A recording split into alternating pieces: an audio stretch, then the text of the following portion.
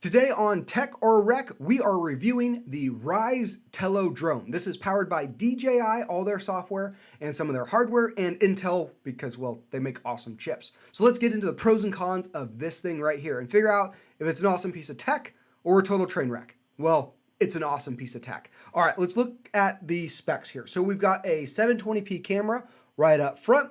Sensors on the bottom to do some hand landing, so it registers how far off the ground it is, which is awesome for the programmability part.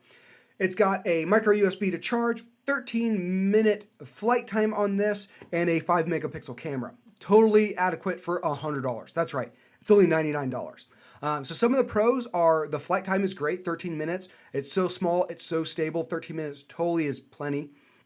It's also crazy stable. Flying this inside, you see absolutely no wavering, no wobbling, nothing at all. Flying it outside, it says no wind, but I had a light breeze and it was fine.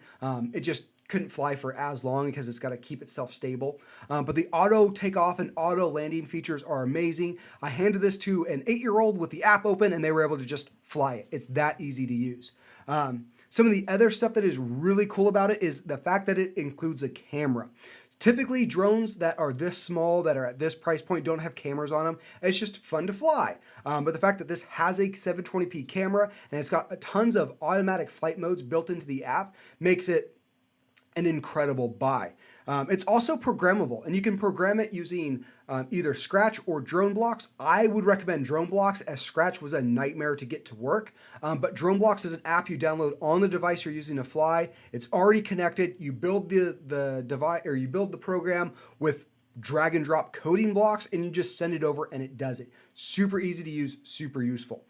Now, some of the cons, and I mentioned the Scratch nightmare before, but in order to program this with Scratch, you can't just open up Scratch online and program it and then just send it over, as long as you're connected to the same Wi-Fi. That's not how it works. What you have to do is you have to download Node.js, you have to download offline Scratch, you have to download the Tello Scratch files, then you have to open up a terminal window, get Node.js running, then open up offline Scratch, shift-click the file menu to open up a secret menu to import the file created by Rise. Excuse me, all of this information is accessible on their website. It walks you step by step exactly how to get it up and running, but it doesn't show you any like quick sample program of this is how to get it programmed and send it to your Tello. It just has how to get it running. Now, typically people who are doing Scratch are between the ages of 7 and 10. And if you give a 7 to 10-year-old this drone and tell them to do Scratch, they're going to be very confused on what's the terminal window? What do you mean I have to download this? And yes, I know on the box it says 14 plus, but Scratch coders are not over 14 years old. Scratch coders are your elementary students. So Scratch isn't really a feasible option for somebody to get excited about programming for the drone. However, Drone Blocks is awesome. It's just an app. It uses the same blocks that Scratch does, so it's block coding. It's very familiar.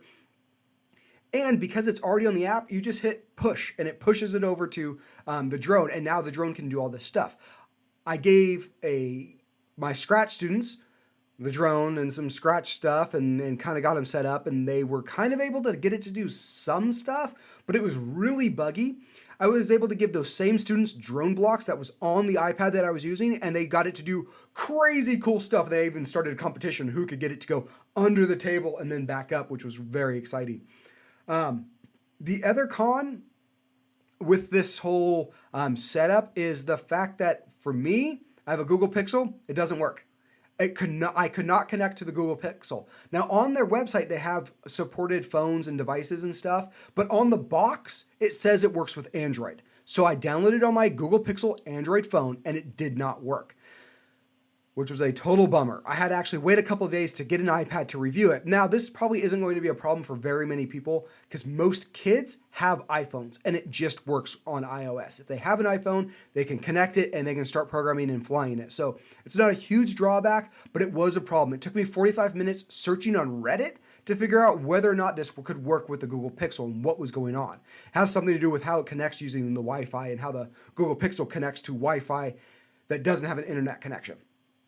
But for the most part, is this an awesome piece of tech or is this a total train wreck? It's an awesome piece of tech. If you're in the market, you have $100 and you want to entertain your kid for the summer, absolutely pick this up. They're gonna film some stuff in the backyard. They're gonna bring it on that camping trip and get some awesome shots of you sitting in the boat as it flies up and goes up in the air. Super cool shots they can get with it. The fact that it's only $100 and it will probably occupy them for at least 15 minutes. I'm just kidding. They'll be busy with this all summer. So absolutely pick this up if you're in the market. It's an awesome piece of tech. We'll see you in the next one.